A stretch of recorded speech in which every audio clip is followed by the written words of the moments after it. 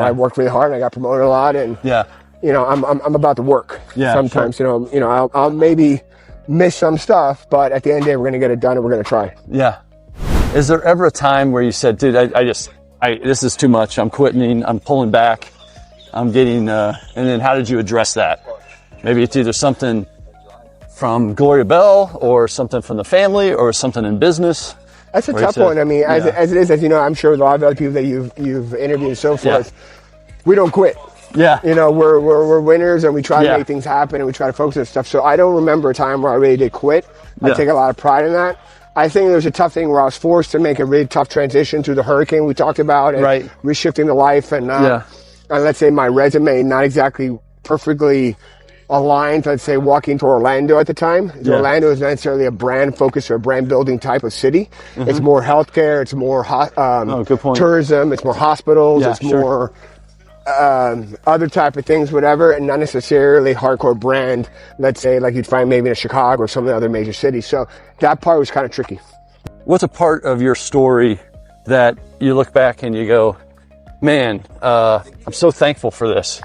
Really a part of gratitude. Either a person had an impact on your life or something that really had a defining moment. Is there one of those you look back, one of those anchors? Yeah. I was always really thankful for when I got I've been thankful a number of times. There's 2 times. I was thankful when I got the job at my first distributorship. It was like my first main job where I did wine for a couple of years and I did Heineken. The lady at the beginning, she asked me a question like, what's your favorite movie in the interview? And I'm like, well, Predator. She's like, Predator. And she's like, established, nice, elegant woman. And you go to her and tell her Predator with Arnold Schwarzenegger, right? And she's like, Predator, really? Well, because whatever target I see, I kill it, kind of thing. Okay. And she hired me right on the spot. Is that right? And the funny thing is that I knew nothing about wines, so that I had a week to prepare before I started. So I went back to a bookstore when they had bookstores back then. And I bought a book for Wine for Dummies, and I memorized it front to back, and I basically passed like 98% of the world in wine knowledge, and no one ever knows anything. They ask you questions, and I started. So that was that story. And the other story was that when I left there to go to Kellogg's, they basically said they hired me because you can't teach. There's certain things you can't teach. And they said I had the passion and the strive.